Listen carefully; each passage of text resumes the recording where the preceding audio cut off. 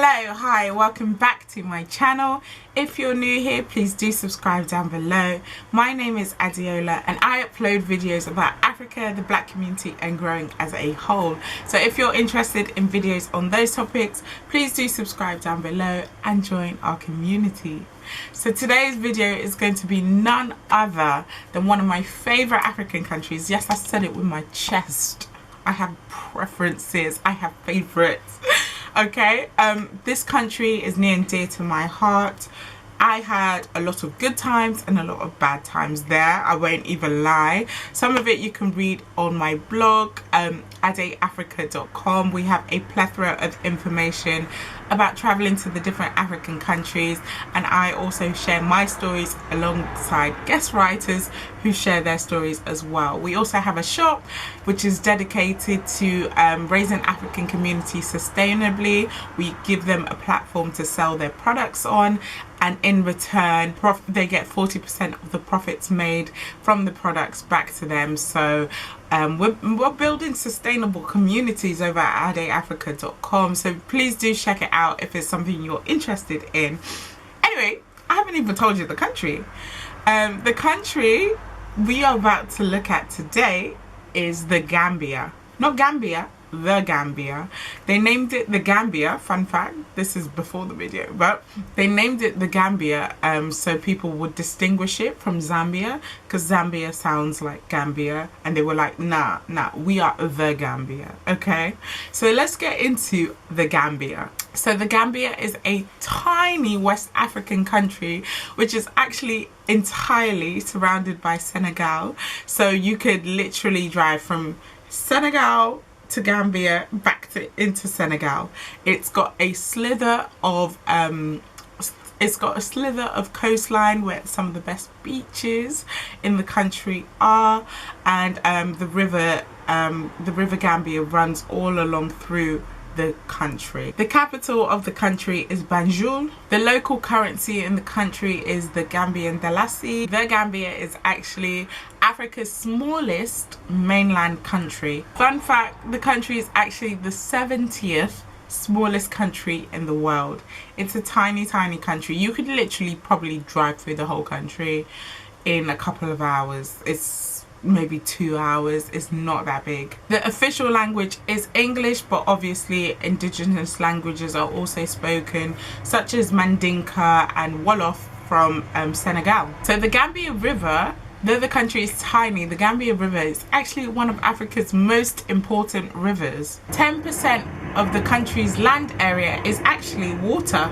The Gambia is known as the smiling coast of Africa. This is as it looks like it's a smile in Senegal when you see the layout of the country. The country is home to 8 different religions. The main religion in the country is Islam, and though people do practice Islam, it is one of those more relaxed countries in terms of dress codes for women and things like that. So if you'd like to know more about how I dressed or what is appropriate to wear in the Gambia, please do go read my blogs at AdeolaSpeaks.com. National sport in the country is borch, and borch is the type of African wrestling style. It's very interesting actually to watch. Agriculture is actually the main source of income for the country, and tourism falls second.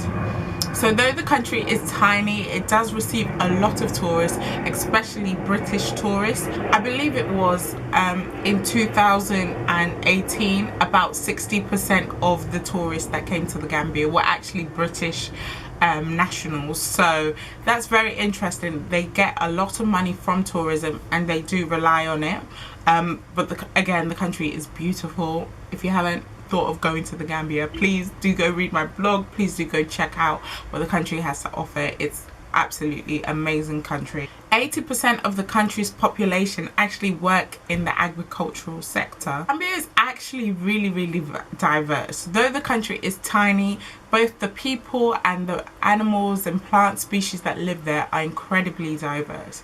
For example, there are over 600 different types of bird species that can be found in the Gambia. Fun fact, in the Gambia, people actually vote with marbles. Yes, you heard me. So they don't have a ballot where they cross or tick the name they want. They actually have marbles which they are able to drop in the hole of the candidates that they want to choose. Gambia is home to St. James's Island, also known as Kunta Kinte Island, and it's where the it's where Roots, the Kunta Kinte film, was actually filmed. It's a famous slave island, and it's definitely worth checking out. I've been to Kunta Kinte Island and Gore Island. They are troubling, but also very important and necessary islands to go to really understand the deep-rooted impact of the transatlantic slave trade. So the Gambia now currently is part of the Commonwealth, but before they did leave the Commonwealth, and this was because of their previous president. So their previous president said the British only taught them to sing Baba Black Sheep and God Save the Queen, which I kind of agree with. So fun fact, the kola nut is actually used as a symbol of apology here. So if someone offers you kola nut, it could be symbolized as them apologizing for something, or it could also be symbolized as a sign of respect to your elders. So if you give your elders kola nut, that's also seen as a sign of respect. The country, due to its size, only has one international airport, which is the Banjul International Airport, which most flights come and go from. The national animal in the country is the lion. This country is home to the Stones of Senegambia, which kind of sit on the border of Senegal and Gambia. And the Stones of Senegambia are these magical rock formations and a UNESCO World Heritage Site, as it's unclear how old these rock formations are, but scientists have found that these rocks date back all the way to the BC, so they're even older than the Stonehenge. This country loves to party, and their biggest festival is the Mandinka Festival, and the Canturana festivals are their biggest festivals, where people dress up in elaborate costumes and perform ceremonial dances that date back thousands of years. They also have a famous machete dance as well in the Mandinka and Karana festival. So all around, this country has a lot to offer.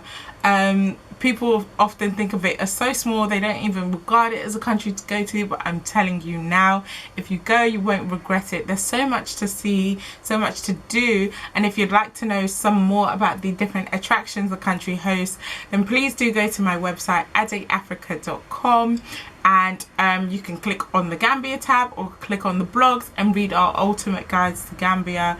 You'll be sure to have a great time, believe me. So thank you for watching my video. I hope you liked it. If you did, please like, share, subscribe, all that good stuff, and I'll see you in the next one. Bye.